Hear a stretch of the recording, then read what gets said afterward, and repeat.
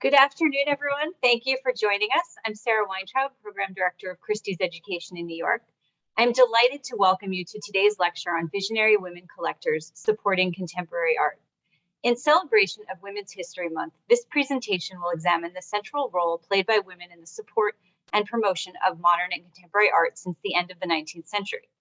While the name and stories of Louise Havemeyer, Gertrude Stein, and Abby Rockefeller may be well familiar to most, this presentation will also introduce some visionary women collectors who are using the transformative power of art to affect social change.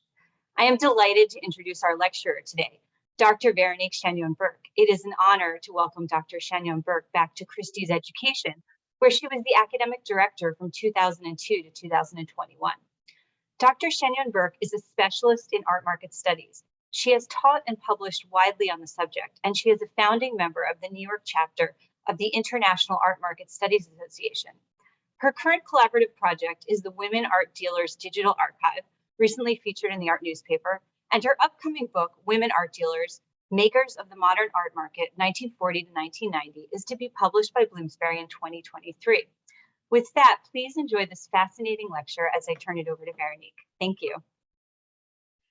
Thank you so much, Sarah. It's a real pleasure to be back and to be here at Christie's Education to celebrate Women History Month and to be able to share with you some ideas, and obviously not today an exhaustive history of women as collectors, because that would probably keep us for a couple of more months than this, but to just try to draw from the rich history of the women in the United States that made it possible to domesticate the idea of modern art to now, and to think about what kind of thread we can link and how we can link these women and think about it in terms of trends and various ways these women manage to gain agencies. And I think that's something, as some of you know, has been an important aspect of my research. I figure that one of the things that is really positive in celebrating Women History Month is the fact that in the arts, we've been really lucky to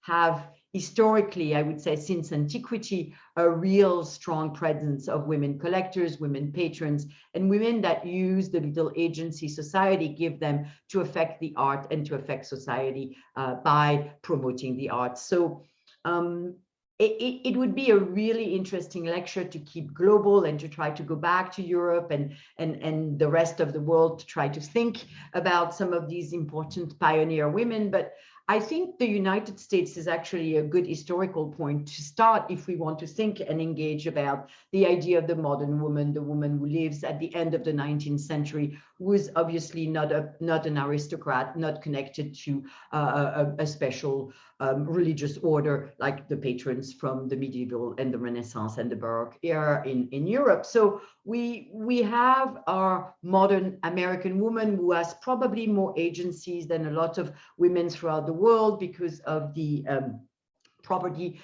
Marriage Property Act that allowed women to keep their own money, their own inheritance, to be able to manage their fortunes when their husband died. So a little bit of agency that is, of course, very important, because in considering the importance of gender in collecting or in any aspect of the art world or art history for that fact, it's important to kind of contextualize and realize that a lot of the women's possibilities or opportunities were either hindered or made possible because of legal and social issues and the legal system that gave women the capacity to manage their own money is obviously very important when you want to become a collector.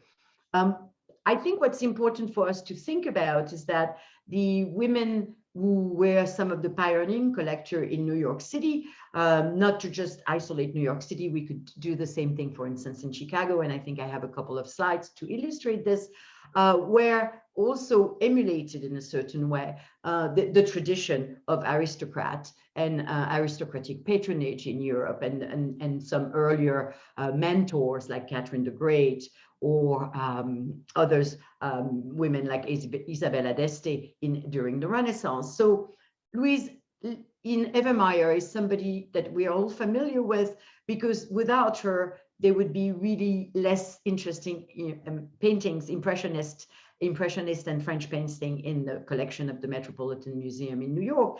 And what is also important for me, isolating her as a kind of the beginning of her little journey today, is the fact that her agency also came from a sense of camaraderie and a sense of solidarity that she had with a woman like Marie Cassatt. So something interesting, this idea that, yes, we have women collectors, we have women that are going to start to be art dealers, we have women that are finding more autonomy and more agency by being involved in the art, but we also have a network of transatlantic relationship between Europe, New York, Europe, the United States, where these women collectors are extremely familiar, and they're in a way bicultural. They are totally at ease in Europe and especially in France. And Marie Cassatt will be the person that opens Louisine Evermeyer to modern art. What's also interesting for me to point out, this is something that we may find as a trend, is while in upper class and upper bourgeois society, collecting is often an issue of social status and establishing one's visibility in a wider network of sociability, it's also a couple affair. And most of our women collectors were married, but very often they didn't see eye to eye with their husbands. So while Mr. Evermeyer was collecting Rembrandt, old masters, and English furniture, Mrs. Evermeyer started thinking about going outside the box. And this is a trend that we can see through the history of women collectors. Just a couple of examples of the paintings that we have. We're able to engage at the Metropolitan Museum because of Mrs. Evermeyer's generous bequest. Another thing that's important, bringing up the women involved in the building of the American art world, I think it's also a fascinating topic because they had more agencies, as there were not as many museums developed, not as many collections, not as many institutions at the end of the 19th century. And of course, the Industrial Revolution gave these women a lot of a good income and the capacity to use their income to develop the cultural landscape of the United States. So if you look at the history of American Museum, which we don't have much time to do today, you'll realize that from New York to the Midwest to the West Coast, women were really also central in developing these institutions. So probably having the capacity to have more agencies than in a country like France, for instance, which is extremely centralized, where the government basically decides what culture is all about. So that's also another important aspect of that agency women in the United States were able to have maybe a little earlier than other women in Europe. The Columbian exhibition is also a really good example to connect this idea of the civic duty that some of these women were thinking and were really engaging with the art, because for them, this was something that will enable society to become a better place. So the idea of education, pedagogy, a kind of a bringing culture to a wider audience. It was also something that was very much part of these visionary women collectors, especially as this was an acceptable role that these women could play in society, not being able to probably go into politics or even run major company at the beginning of the 20th century.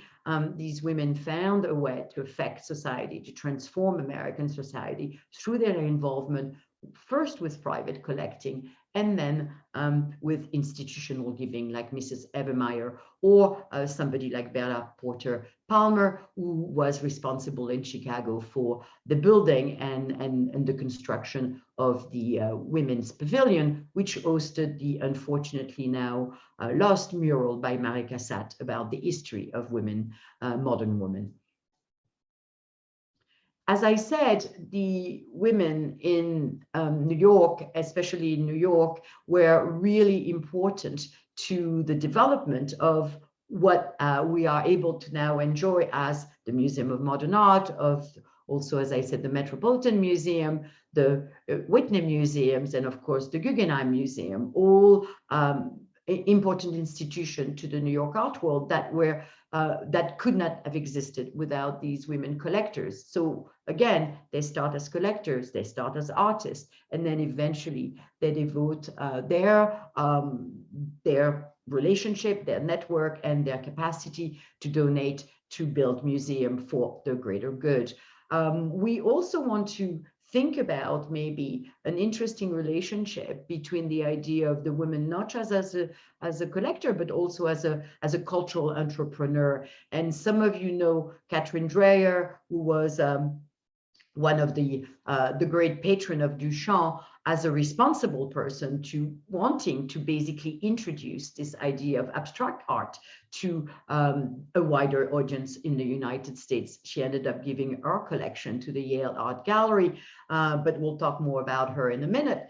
We obviously are very familiar with the women of the Museum of Modern Art. I want to maybe outline and focus a little bit about Mary Quinn Sullivan, as we know so much more about Abby Rockefeller and Lily Bliss. But also, of course, we want to also continue to think about this idea of that transnational network and the intimate relationship that these women had, not just with Europe, but with other patrons and other intellectuals in Europe, and especially, as I said before, in France. And here is a nice photograph of, at the corner, if I get my pointer, I think that will be a little easier for you to see, of Gertrude Stein, between the Cohen sister, Ethel and Claribel Cole from Baltimore, who were the women in New York, in the United States, who had the biggest collection of Matisse and who actually forged a really lasting relationship with the French artists. And in a way, like with Marie Cassatt and Mrs. Evermeyer, we have that connection between this woman, Gertrude Stein, a luminary, a salonière, a woman at the heart of French avant-garde culture, being a kind of an advisor for these two other women who obviously travel, and they travel together.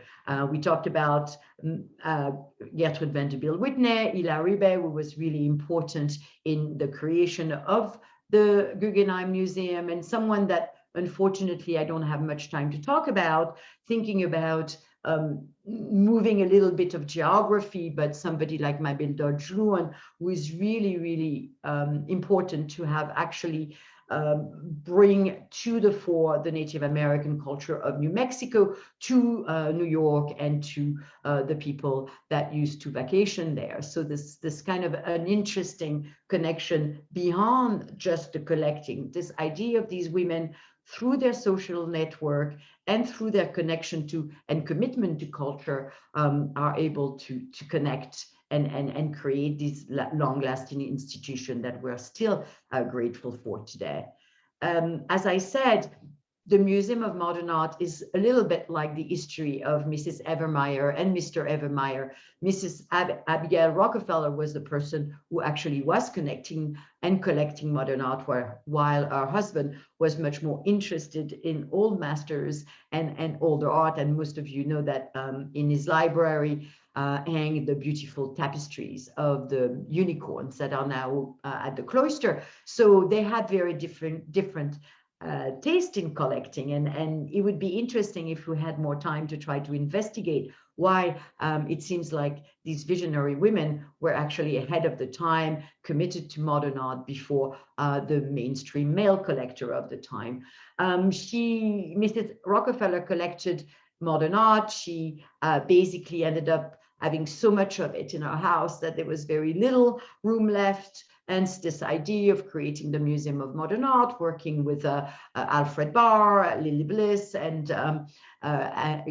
Mary Quinn Sullivan to basically create the first Museum of Modern Art, not just in the United States, but also a museum that opened much before a Museum of Modern Art in Paris, for instance, which would only open in 1942. But you can also see that in that article here that she's not somebody who's collecting and hiding from it. I mean, it's obviously something that is put on a major newspaper, people know about it, and she becomes visible like this.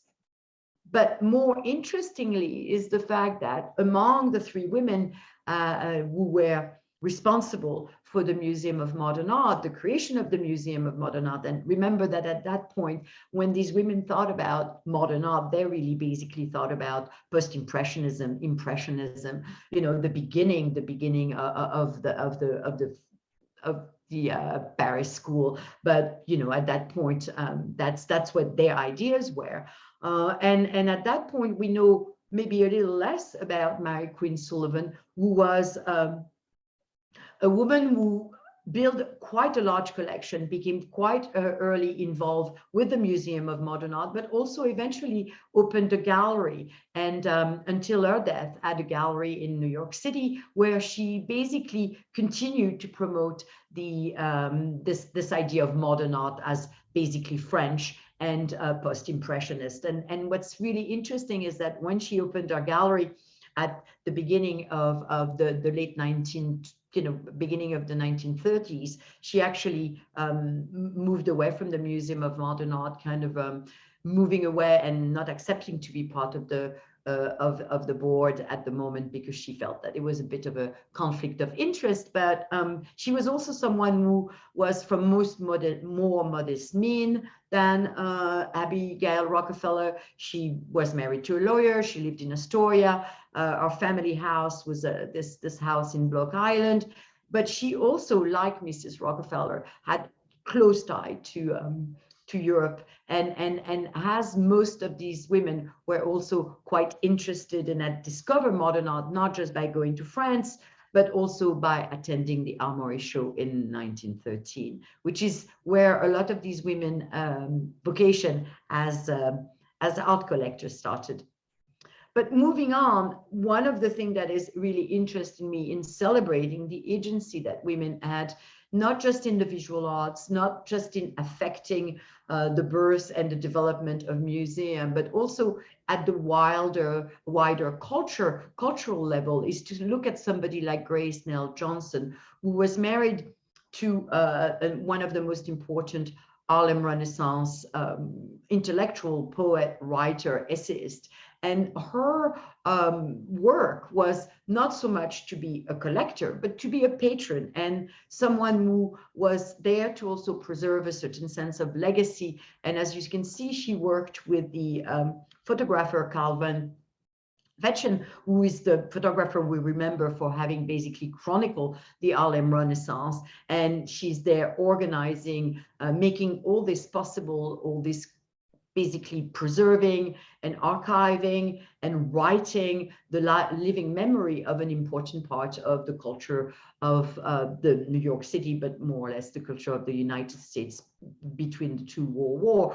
She was really very important in also bringing together these collections of photographs of the artists of the Harlem Renaissance. And here you can see the very famous photograph of a sculpture by Augusta Savage.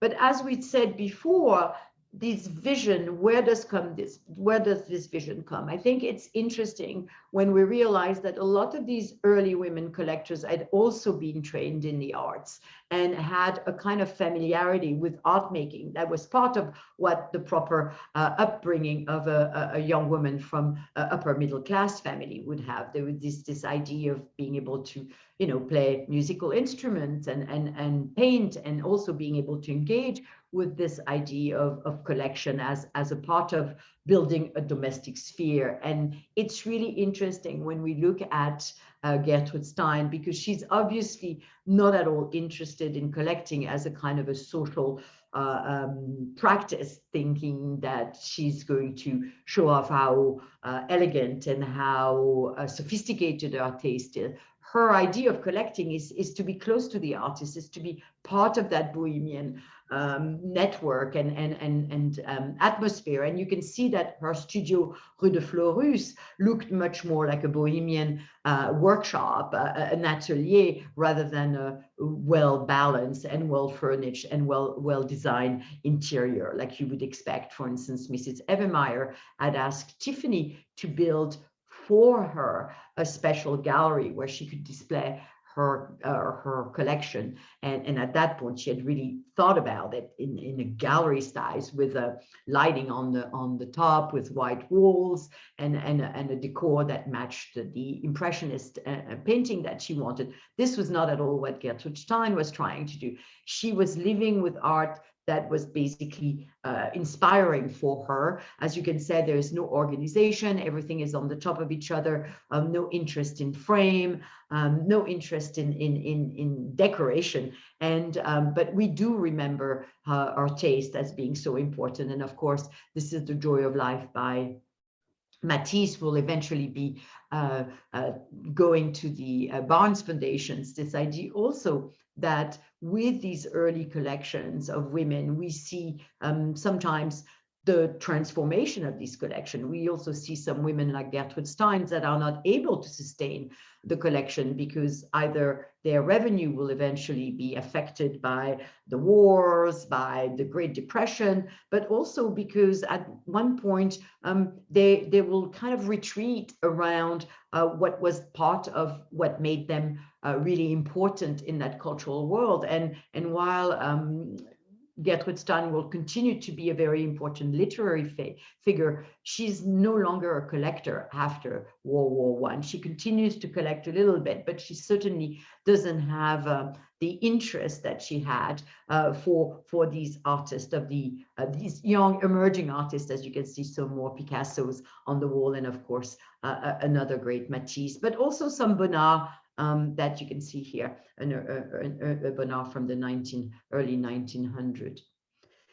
I wanted to go back to this idea of cultural entrepreneur and cultural agent by spending just a couple of more minutes on Catherine Dreyer, who was born in Brooklyn, again, like some of these women that we're talking to about today, you know, well educated in an upper class family who instilled in her this idea of women as philanthropists, women as being involved with issues of education, with helping the others.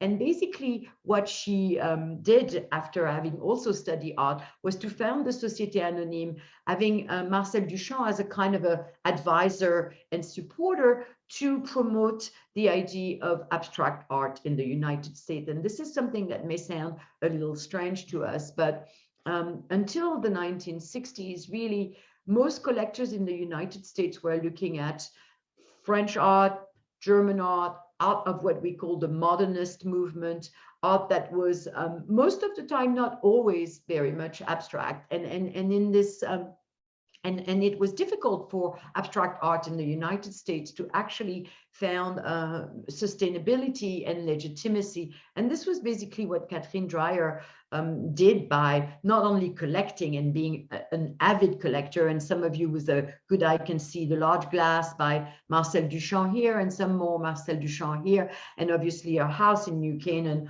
was full of art that she collected, but also this idea that she can push her responsibility from a collector supporting artists who were struggling with finding new markets. I mean, all of us know how difficult it was for Marcel Duchamp, or even for abstract artists, or even for American artists to really find new collectors, at least until the 1950s, late 1950s. So she takes upon herself a kind of a mission of domesticating modern art. And here we have one of the exhibitions that she helps to organize in Brooklyn, where her idea is to actually not just show the art in a wide cube, but to create these domestic interior, to try to find this a level of comfort and to give actually the audience a sense of familiarity. And I think that's, again, is not only a visionary collector by looking at European and American abstract art, but also by trying to think about display and thinking about how can people live with that kind of modern art. And I think that's also something that makes them more than just traditional collector. And of course, she was also on the lecture circuits. So this connection between difficult art, art from the avant-garde, art that is basically rejected by the wider public, connected with the mission of teaching and pedagogy, is something that we see in many women collectors. And I just want to spend a couple of minutes on a European counterpart based in Holland, Ellen Kroller-Müller. Most of us, and I hope most of you are familiar with the museum which is still able to visit, but she was one person who also, when a government and was not really interested in the modern art, starting again, as you see, with Van Gogh, but obviously going with Cubism and Mondrian. She took upon herself to kind of think about this idea of national modern Dutch art, and by giving her collection to the state, was able to establish one of the first museum of modern art in Holland. I also wanted to bring a little focus to these women which we now take for granted, and but we were not just visionary in their collecting taste, but also visionary in the way they thought about themselves as women. And somebody like Helena Rubinstein is obviously the person we all know. We're all familiar with the beauty lines, the creams, the salon, but we have to understand that she was such a wonderful, such an exceptional woman entrepreneur, that when her co-op board in New York didn't want her to have one apartment, she basically bought the whole building. And by the 1920s and 30s, she basically had an international business empire. And if you remember, starting very modestly in Australia, working on a home recipe of a facial cream that her mother had given her to her. So it would be wonderful to be able to spend more time of understanding our business practice. But what is really important for me to stress today is the way she saw collecting as also a way not just to improve her own social standing, her own sociability, her own acceptance in higher society, but she felt that it was important for the modern women to be well-versed and well confronted with modern art.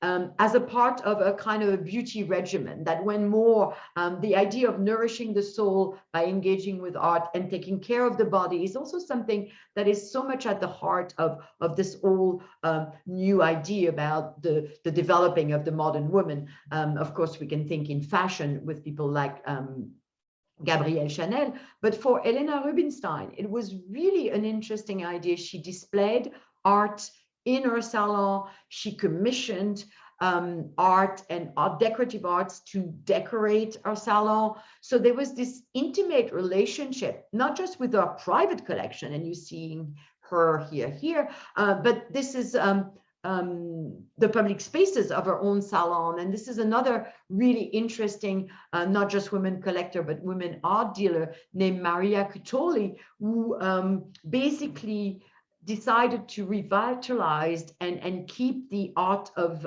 tapestry alive, and created a really successful, until the Depression, the Great Depression, a very successful business between Paris and New York, commissioning artists like Picasso, Arp, Léger to make tapestries and actually rugs, which you can see here. Those are Arp rugs made by Maria Cutoli, commissioned by Helena Rubinstein. So again, this idea of a woman kind of connection, but also this idea that, you know, art is for the soul, and you need to feed your soul in order to be successful as a modern woman. And of course, we could look into many fashion magazines and places like Vogue and see how many of the fashion shoot takes place in art gallery, and how much is written about art in the women's magazine. And I think that would also be a really interesting line of inquiry, but unfortunately not enough time today. I wanted to go back very quickly and think a little bit about that thread that I've been trying to weave between people like Catherine Dreyer and her interest in domesticating modern art for the average middle class, and this idea of art decoration and interior decorator. And somebody like Madeleine Castin, who lived in Paris between the war, who was an interior decorator, but also who had a series of really interesting, I mean, these are views from her shop on the left bank, Rue Notre-Dame-des-Champs, but she was also a patron of the art, and more importantly, a patron of Soutine. Actually, the relationship between her and Soutine was very difficult, and it ended up being a bit toxic, but as you probably know, Soutine was a very difficult artist to deal with. He destroyed a lot of his art. He took, his art was never finished. His paintings were never finished. So here you see Soutine's portrait of Madeleine Castin. But what's interesting for me to think about as we celebrate Women History Month is to also think about her as an entrepreneur, and how by mixing her private interest in collecting and creating this quite interesting kind of country chic, shabby chic. She was kind of like the initiator of that style. She also allowed modern art to be easier to include in interiors. And here you can see how she's displaying these Cocteau murals right on the wall of her shop in Paris.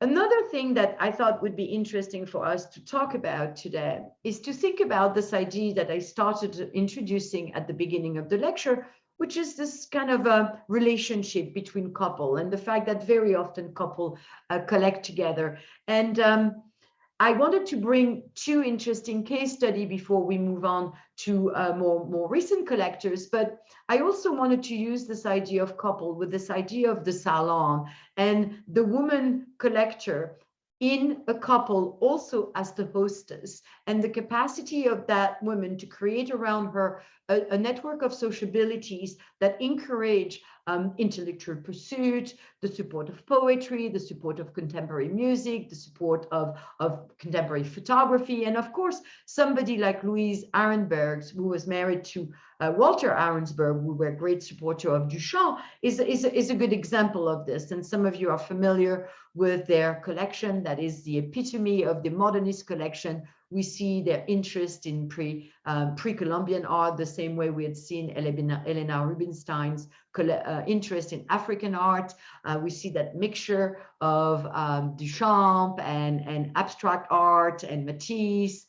We also see their interest in folk art and American folk art. A lot of their furnitures are Pennsylvania Dutch, but we also see, like in the Gertrude Stein Salon, a more interest around the art than it is in terms of a kind of a fashionable interior design. Everything is kind of hanging nicely, but there's a lot of it. But again, the tradition, the mixture between the antiquities from pre-Columbian cultures and the very modern art of the moment, the avant-garde of the moment. And here you can see a Giorgio de Chirico, for instance.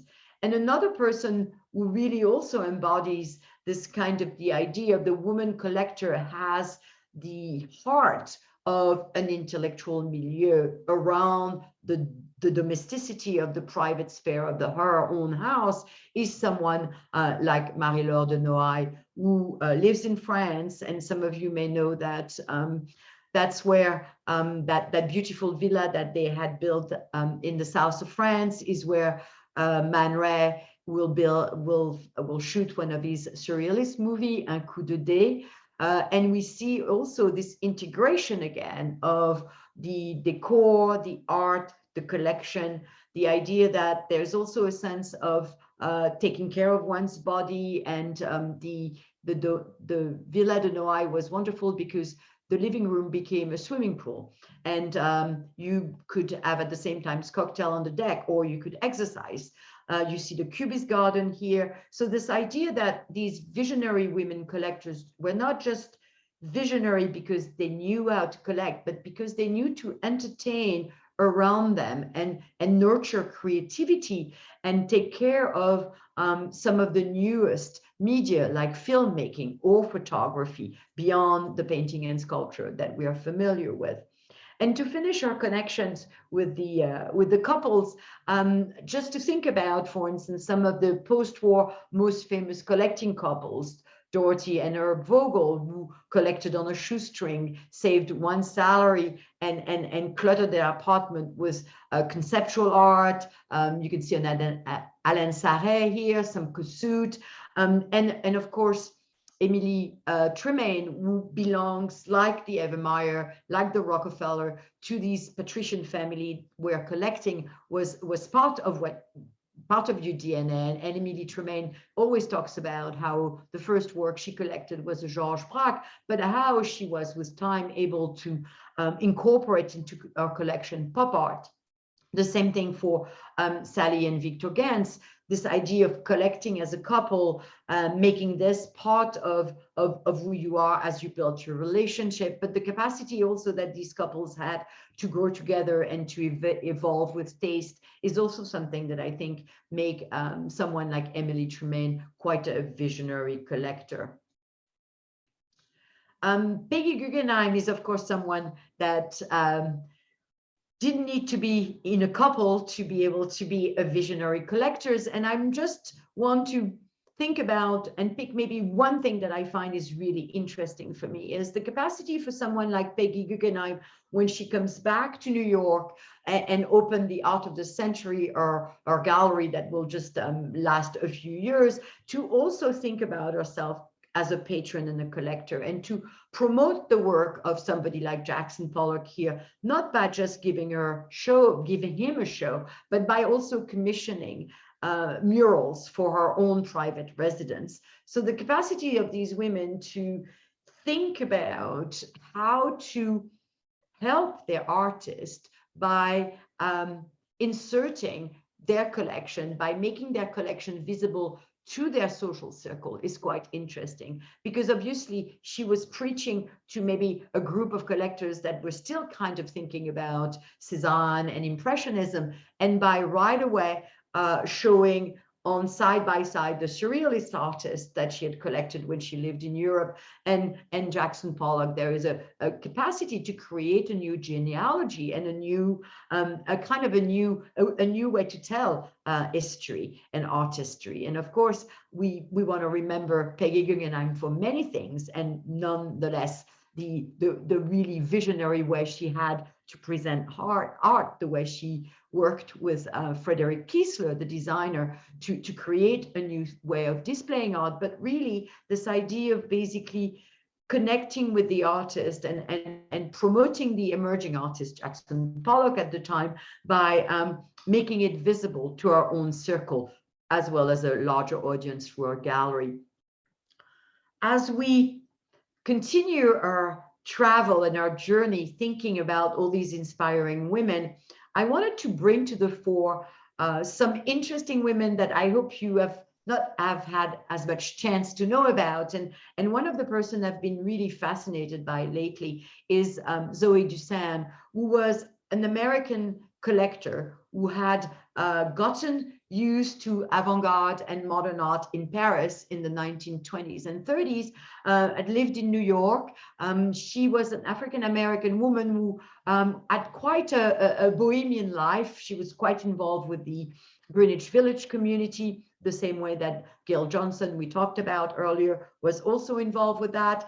And when she moved to Seattle, she first used her own collection and then opened a gallery. And this is something that we have seen a bit as a trend, women collectors that then eventually opened their own gallery. And she was I think she's remembered mostly for having put Canadian artists on the map and West Coast artists on the map. She was also very important in promoting Japanese American art and Japanese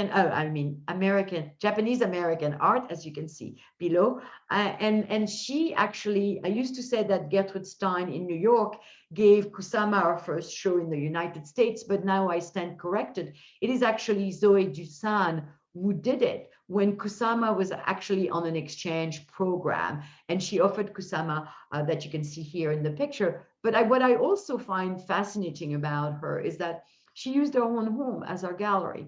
So maybe something that we can think as a trend also, again, this idea of avant-garde art, a domestic sphere, which is obviously the sphere, the private sphere of the woman, and a connection also with the commercial. So Zoe Dusan, somebody who is really important, she was responsible for kind of putting people like Marthe Tobey on the map, Maurice Grave, and she continued her gallery quite late until she retired, basically. And also an interesting tidbits of information is that she was quite important in the acquisition committee of the Seattle Museum of Art. And she was quite involved also with this idea of building a strong museum in the city where she practiced being a gallerist.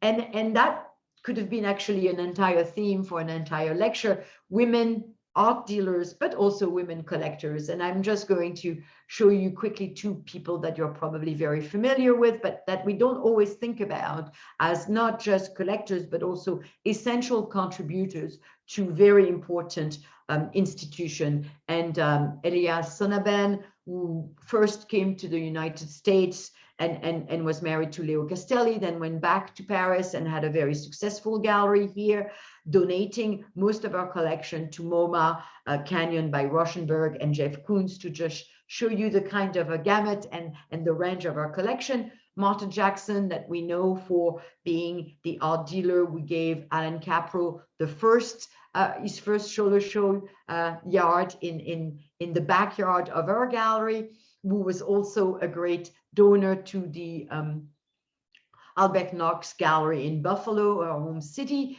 And you can see here in an older slide the way our collection is displayed at the gallery in Buffalo. You can see a great work by Grace Artigan there.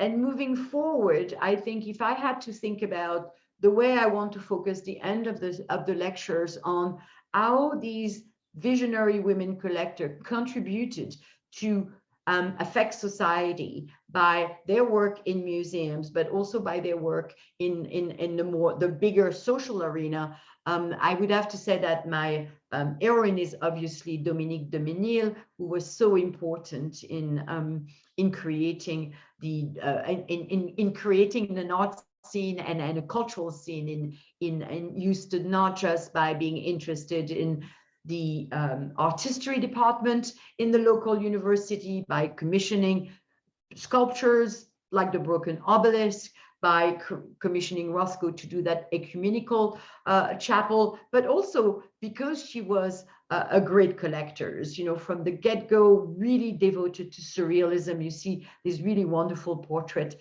of her by Magritte.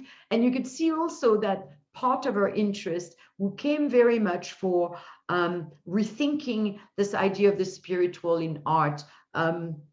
Dominique de Menil was extremely influenced by a very important post-war figure in France, Le Père Couturier, who was also very important for people like Le Corbusier, who kind of wanted, after the trauma of the war, to go back to art and to think about art could be something that spiritually lifts spirit, the soul. And again, this idea of nourishing the soul via art is something that we see a trend among a lot of our women collectors. And as you can see, her interest in not just Native American art, but also African art and oceanic art is something that made it very much an intricate part of the de Menil museums. And some of you can see this beautiful card written by Niki de Saint-Phal, wishing Dominique de Menil Happy New Year, as a sweet token of the way she saw herself as not only an important actor in our local town, but also an important patron and an important collector. Of course, you know, all of us living in New York were familiar with how Agnes Gunn has devoted her life to art and to support art. But what I want to talk to you a little bit today is the work that she's done beyond the idea of being an important patron of MoMA, a great collector, is the work as a philanthropist when a couple of years ago she auctioned off our Liechtenstein painting to raise 65 million to create a fund for criminal justice. So in a way, what we are seeing is not so much a woman visionary collector devoted to a local art institution, but someone who is using the power of our collection to actually make social change happen and affect social change. And it's interesting to remind ourselves that Louisine Evermeyer did a kind of a fundraising exhibition with our impressionist shows to raise money for the suffrage movement that she was a very active member of. So this idea that for these women collectors, their collection is also a way to affect social change and to be political in a very positive way, while especially for somebody like Louisine Evermeyer, women didn't enter in politics that much. But another important aspect of philanthropic work is the work that Agnes Gunn does with the studio in the school, bringing art to the public school in New York that very often do not have art programs. So this idea that she invites an artist, the artist goes and teaches the students. You can see Jeff Koons here, and after that, the young budding artist produce works of art. And I want to also remind you that very often Christie is very generous and hosts the usual summer show. So I encourage you to go back and see it probably this coming summer. As I said, I selected women who see art as a way to change, affect social change, or even to empower women artists. And Barbara Lee is a very interesting women collector. She collects only women artists. She's given part of her collection to the Institute for Contemporary Art in Boston. She's made the same way she's done with her foundation in the realm of politics. She's made her mission to support women artists and to make that collection visible by sharing it with the public. Again, something that a lot of our visionary collectors have in common today. I wanted to maybe spend a little time on a museum that I hope some of you have had a chance to visit in Arkansas, in Bentonville, and to think again about this capacity of the woman as a patron. And of course, Alice Walton is decided to focus our museum on American art. But what I want to think about today is the way her museum is actually changing the city she lives in and affecting the city, but also transforming the region, bringing art in faraway places that are not very close to major metropolitan area or major museum. And to see how her vision of American art is also quite a lot changing her own vision of American art. And now she's really, through the art, promoting a much more inclusive and a much more diverse understanding of American culture and American past. And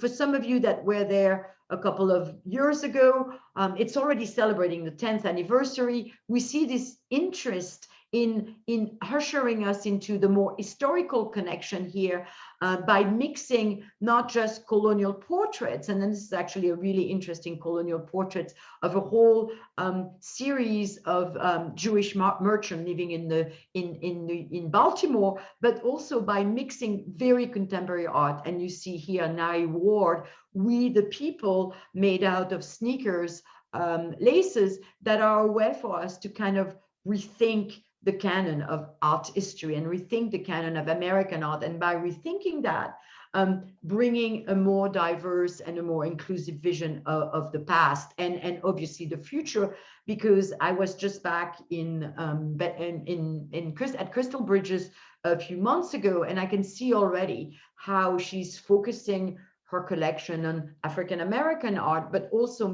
very importantly, on art made by artists that live in the Midwest, in the West, and not just on the coasts, which is quite interesting and a really new welcome, much more inclusive visions. And I put together some of the really interesting work that she's trying to put together. So of course, from our more recent Vanessa German, Judith Carr, Nari Ward, and Kara Walker, we have Bates and Faith Ringgold and Carrie Jane Marshall to anchor the collection. And I think that's what's so interesting to see these that collection in Bentonville basically transforming our understanding of American art history, but also how this museum has the capacity to transform the town and to bring new people to the town and to create a kind of a interesting economic boom.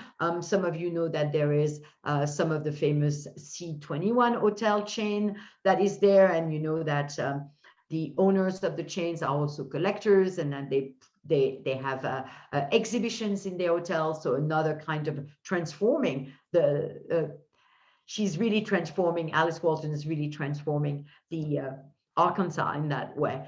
As we think about this idea of collecting with a mission, Peggy Caffritz unfortunately passed away a couple of years ago, but since college, when she was in law school, she started collecting. She collected African art, and then she collected print.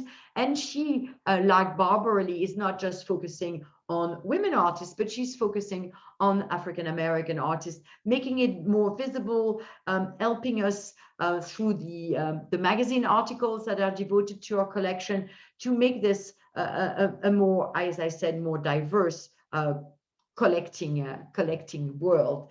One of the things that, as I need to wrap up and think about this in a way, we want to understand how our visionary women collectors are also global, and how they've sometimes relocated in places that were not their home countries, where they were interested in bringing different visions of art to countries or to cities that were not their own, where they didn't come from. And obviously, we know that one of the important trends when you study the history of collecting in the last 20, 30 years is the rise of the private museum. And I encourage everybody who's going to hopefully be able to travel this summer to spend some time in Arles, the small, very famous Provençal village where Gauguin and Van Gogh spent some difficult time together, and to discover the new private museum, the Luma Tower, that was built by Swiss collector Maya Hoffman, dedicated to the history of photography, and to also maybe think about this in a more critical way. The Luma Tower is a little bit outside of Arles. It's in a place that had a lot of warehouses, so it's actually now really a good place for cultural centers. There's great halls for other exhibition, not just the Luma Tower. It creates a mini new center, but it's also an architecture that has not much connection with the rest of the Provençal architecture. You have to remember that Arles is a kind of a city surrounded by walls, that some of the buildings go back to the 13th century and to even antiquities, Roman antiquities. So there is a sense, especially in the Arles community, the community that sustained this very interesting network around the history of photography and photography festival every July, that, you know, this is kind of like disrupting a little bit. So we have to do things a little bit about that. That's what happened in these cases, when the collector is so powerful that it can actually maybe sometimes overwhelm a local cultural scene.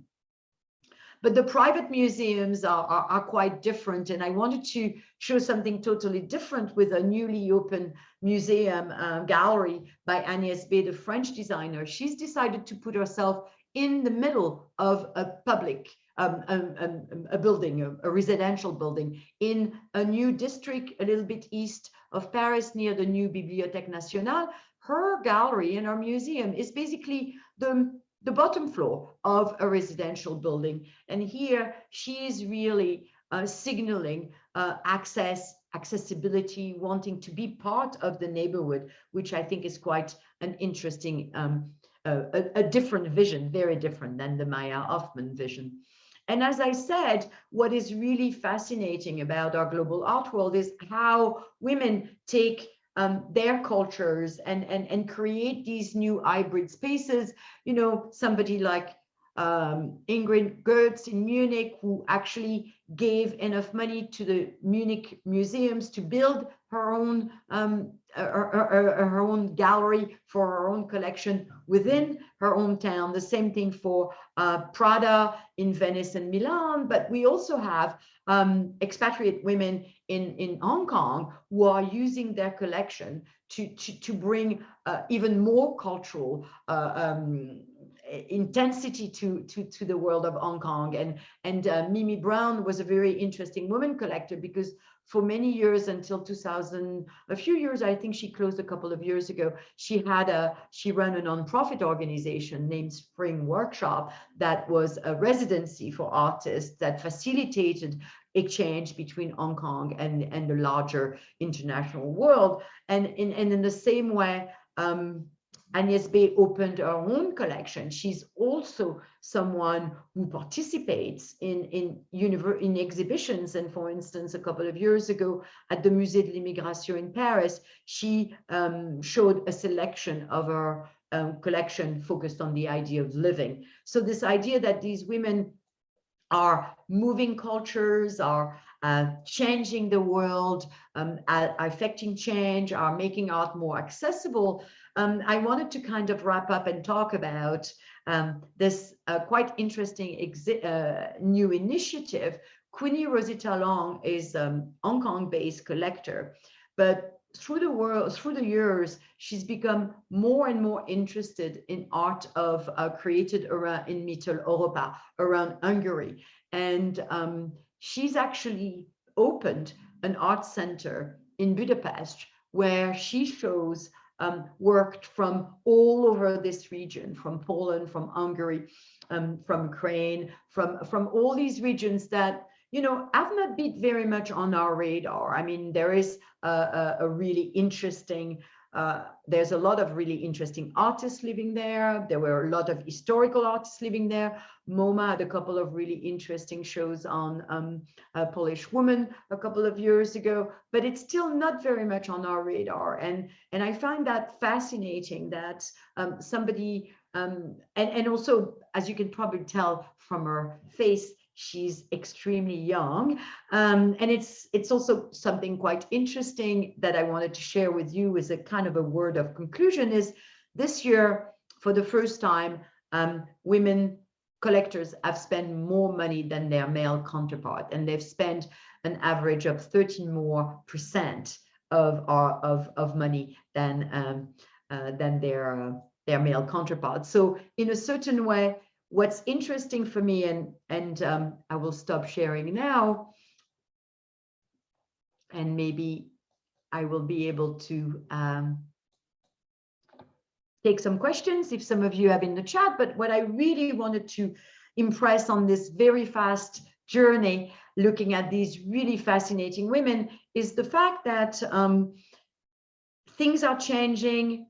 Things are moving very fast, and the more agency women have in the world, in the legal, in the social, in the political world, the more we will see their impact on the art world.